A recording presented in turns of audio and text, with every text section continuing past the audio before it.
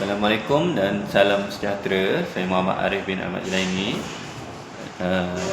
Untuk semester Januari 2026 bagi subjek Clinical Practice Mental Health NBCP 3912, saya telah memilih tajuk Major Depression Disorder ataupun MDD. Okay, so untuk pengenalan, MDD atau Major Depression Disorder adalah istilah perubatan untuk kemurungan serius yang berpanjangan. Penyakit ini biasanya akan didiagnos bila simptom-simptom kemurungan serius ini berlarutan berpanjangan sekurang-kurangnya untuk 2 minggu atau lebih daripada 2 minggu lah. Dan disebabkan simptom-simptom yang berlarutan ini menyebabkan gangguan terhadap aktiviti harian pesakit, yang menyebabkan pesakit biasanya akan hilang minat untuk aktiviti harian mereka lah. So next, faktor penyebab untuk penyakit ni.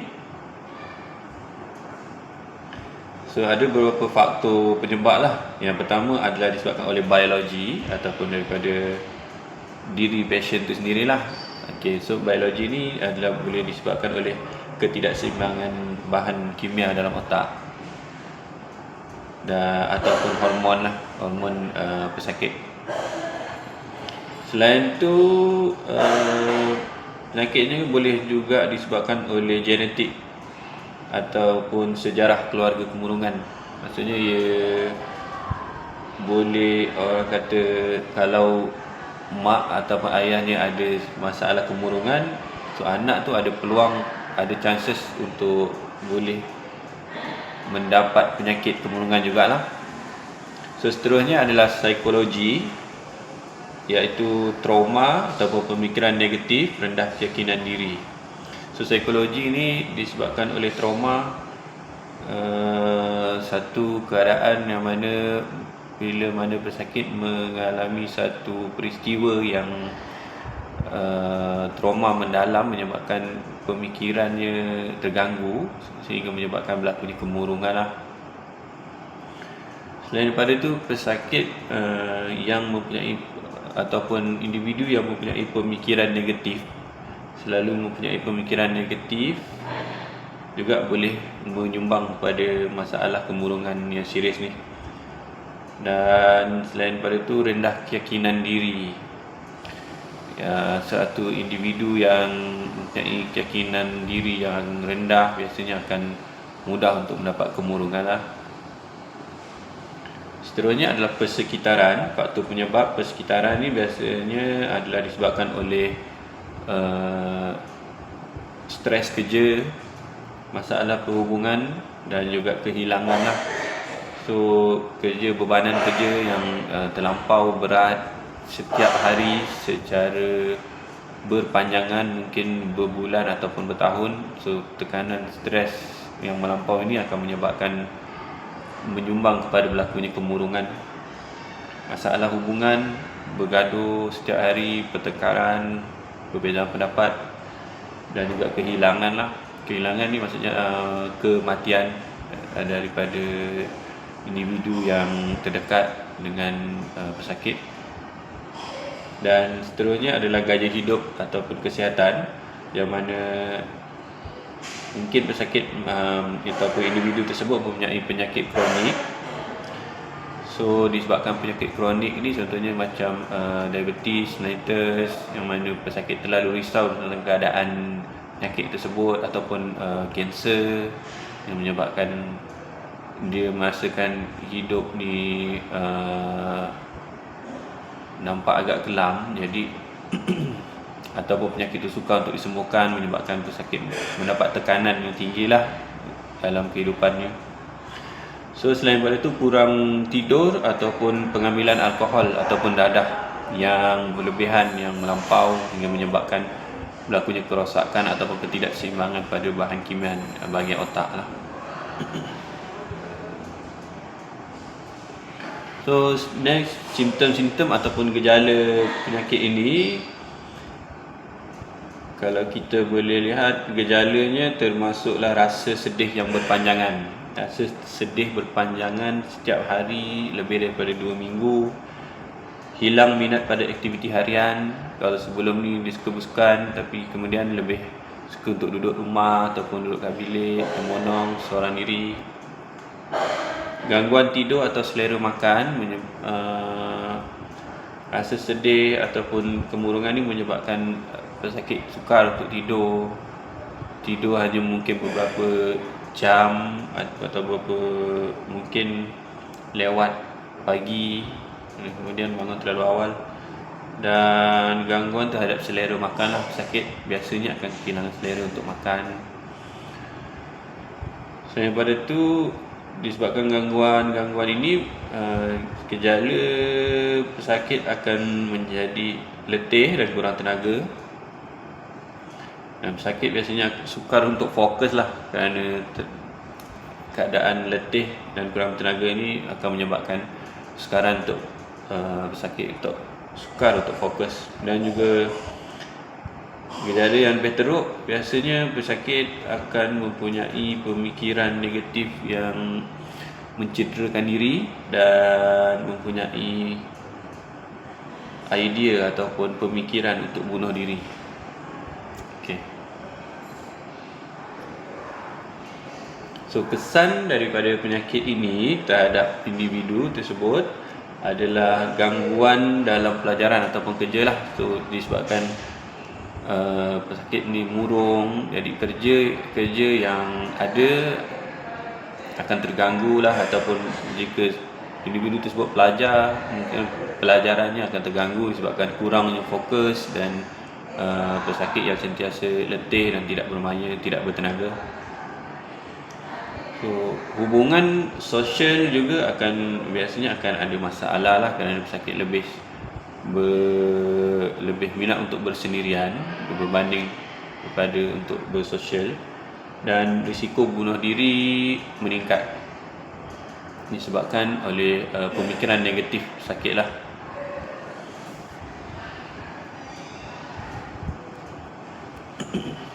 Okey, seterusnya rawatan untuk penyakit major depression disorder ni. Ada beberapa jenis rawatan lah, sama ada farmakoterapi ataupun bukan farmakoterapi. So, kalau untuk ubat ataupun farmakoterapi, biasanya ubatnya adalah antidepresan seperti fluoxetine lah. Kemudian ada juga terapi psikologi seperti cognitive behavioral therapy atau CBT. Terapi psikologi, selain daripada itu termasuk juga kaunseling ataupun pendidikan kesihatan kepada pesakit lah, kepada keluarga, kepada pasangan. Dan selain daripada itu, sokongan keluarga dan rakan-rakan juga adalah salah satu bentuk rawatan untuk pesakit, kerana pesakit yang mempunyai sokongan keluarga dan rakan-rakan biasanya akan lebih mudah untuk sembuh, untuk dirawat lah.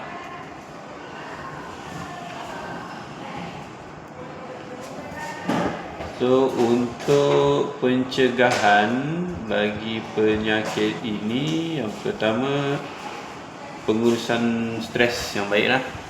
So, untuk pengurusan stres yang baik ni, individu tersebut perlu ada insight lah, ataupun memahami tentang keadaan dirinya sendiri, yang dia tahu yang bahawa keadaannya mempunyai keadaan kemurungan yang teruk. So, bagaimana cara untuk menguruskan stres yang baik, berjumpa dengan kaunseling, berjumpa dengan pegawai perubatan yang berkaitan lah. Pesakit juga dapat ataupun individu juga dapat mencegah penyakit ini dengan cara mendapat sokongan sosial. So, sokongan sosial ni termasuklah juga daripada ahli keluarga, daripada pasangan ataupun rakan-rakan yang terdekat lah. So, sokongan sosial ni biasanya pesakit ataupun individu yang mengalami kemurungan ataupun stres yang sangat teruk akan berkongsi cerita ataupun mendapatkan pandangan daripada orang lain, supaya masalah yang dihadapi ini akan dapat ada jalan untuk beliau ambil supaya keadaan tidak menjadi lebih teruk ataupun lebih buruk lah. Dan selain daripada itu, pencegahan yang boleh dilakukan daripada penyakit ini adalah amalan gaya hidup sihat lah. Amalan gaya hidup sihat maksudnya hentikan pengambilan alkohol ataupun dadah ataupun bahan-bahan terlarang lah. Ambil makanan yang sihat, minuman yang sihat, amalan aktiviti bersukan supaya keadaan hormon sentiasa stabil dan juga pesakit akan menjadi lebih cergas lah. So, seterusnya adalah pembentangan kes. So, ini adalah data demografi untuk pesakit ni. Pesakit ni umur 59 tahun lah, perempuan Cina, belum berkahwin, tidak bekerja lah. Untuk sekarang tidak bekerja lah. Dulu pesakit ni bekerja. Dan kemudian bila dia didiagnose penyakit ni, sekarang dah tak bekerja lah. Beragama Buddha dan didiagnose pada tahun 2003 untuk masalah major depression disorder ni. Sejarah perubatan, selain daripada MDD, pesakit ini didiagnose diabetes mellitus dan juga dyslipidemia lah pada tahun 2018. Sejarah pembedahan lalu tiada, pesakit tidak ada sebarang sejarah untuk pembedahan lalu lah. Sejarah pengambilan ubatan, untuk ubat-ubat yang diambil sekarang ni, pasien ambil tab metformin untuk cemanis 1 gram BD, tab simvastatin 20 mg on night untuk kolesterol, dan juga tab artin 2 mg OD dan tab risperidone 3 mg OD. Sebab pesakit develop psikosis lah. So pasien ni adalah MDD with psychosis. So, sejarah keluarga, tiada ahli keluarga yang mempunyai sejarah penyakit mental. So dalam keluarga pesakit ni hanya pesakit ni saja yang didiagnose masalah MDD lah. Selain daripada itu, tidak ada ahli keluarga yang didiagnose lah. Pesakit mempunyai 3 orang adik-beradik dan merupakan anak kedua. Pesakit belum berkahwin dan kini tinggal bersama abang sulungnya di rumah pusaka ibu bapa mereka. So, sejarah psikiatrik lalu, pesakit mula mendengar suara-suara yang tak dikenali lah ketika berada dalam rumah. Pesakit, disebabkan itu pesakit tak dapat melakukan urusan harian. So pesakit jadi tertekan, jadi depression, kemurungan dalam tempoh sebulan dekat rumahnya lah. So, disebabkan itu pesakit tak dapat nak bekerja, sentiasa duduk dekat dalam bilik berseorangan dalam keadaan sedih yang berpanjangan lah. Pesakit juga mengalami penurunan berat badan akibat tiada selera makan. Pesakit sering mengamuk dan merosakkan barang-barangan di dalam rumahnya.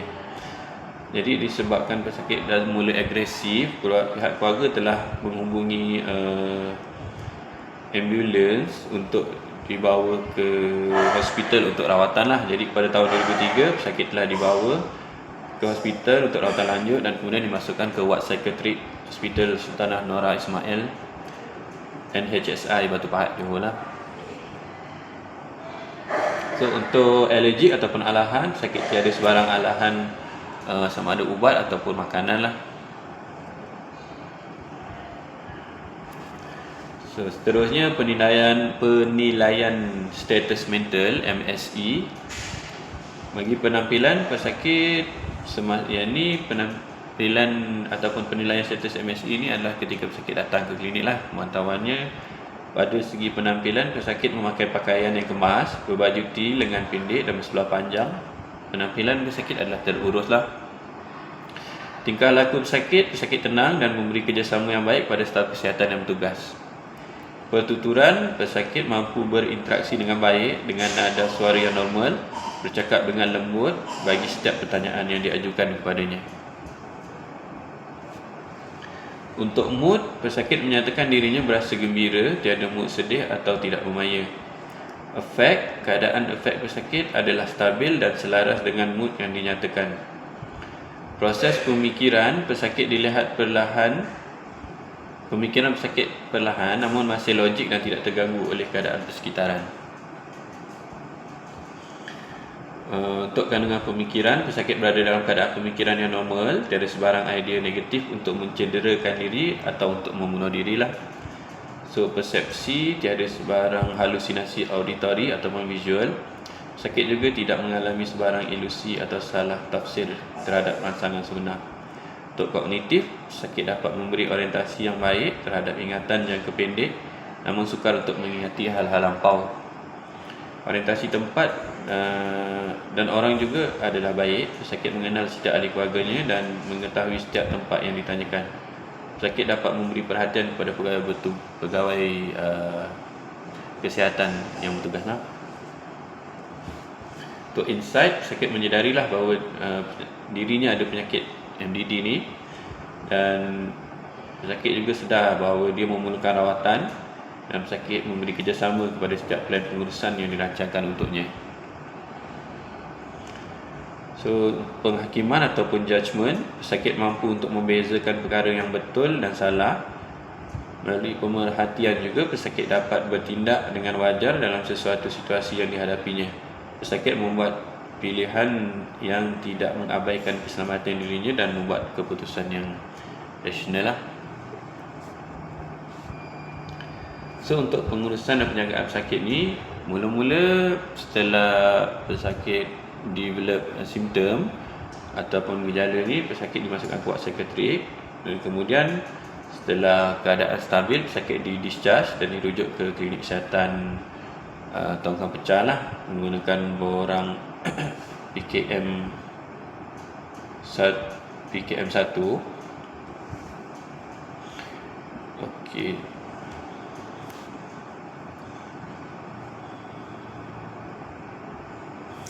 Kemudian kita lakukan penilaian status mental lah ataupun MSE. Kemudian melakukan temu janji dengan pegawai perubatan diberikan, dan kemudian sambungan rawatan mengikut farmakoterapi iaitu tab risperidon dan tab artin. Seterusnya kita buat penilaian keberkesanan ubat dan kesan sampingan terhadap ubat yang diambil oleh pesakit lah. Kemudian kita memberi kaunseling psikososial, terapi tingkah laku kognitif ataupun CBT, aktiviti pengurusan stres lah, dan juga pendidikan kesihatan terhadap penyakit mental kepada pesakit dan keluarga. Seterusnya untuk rawatan susulan berkala juga, temu janji dan pengambilan darah tahunan pun dilakukan lah. Dan selain daripada itu, kita buat satu fail pesakit untuk penyeliaan penyakitnya lah, dan dalam fail tersebut kita sediakan borang-borang seperti PKM 101/2003 untuk kedatangan pesakit, termasuklah juga dengan jika berlakunya keciciran, kita akan gunakan borang ni lah untuk hubungi pesakit ataupun pergi melawat ke rumah. Dan kemudian ada juga borang PKM 17/2001 iaitu untuk kesan sampingan ubat, PKM 13/2001 untuk senarai semak, dan PKM 5/2001 untuk keterukan penyakit. Okey, untuk kesimpulan, secara keseluruhannya MDD memerlukan pengurusan secara holistik lah, secara keseluruhan. Mengenal pasti keterukan simptom pesakit, pengurusan dilakukan secara berperingkat lah. Intervensi melibatkan aspek farmakologi dan bukan farmakologi, penglibatan ahli keluarga dan sokongan sosial, kerjasama multidisiplin dan pengetahuan berterusan. So, jadinya secara kesimpulannya, untuk menguruskan pesakit MDD memerlukan multidisiplin lah. Maksudnya melibatkan pegawai perubatan, paramedik, farmasi, makmal dan kaunselor dan lain-lain jawatan lah. So, kemudian adalah rujukan lah. Untuk pesakit ini, pesakit masih lagi menerima rawatan di klinik kesihatan tongkang pecah, masih mengambil ubat secara berkala lah, 3 ataupun 4 bulan sekali, dan kemudian kita lakukan pengambilan darah. Seterusnya untuk simptom-simptom dan pemantauan kesan sampingan juga kita akan lakukan lah secara berkala. Dan itu sahaja untuk slide saya. Sekian, terima kasih.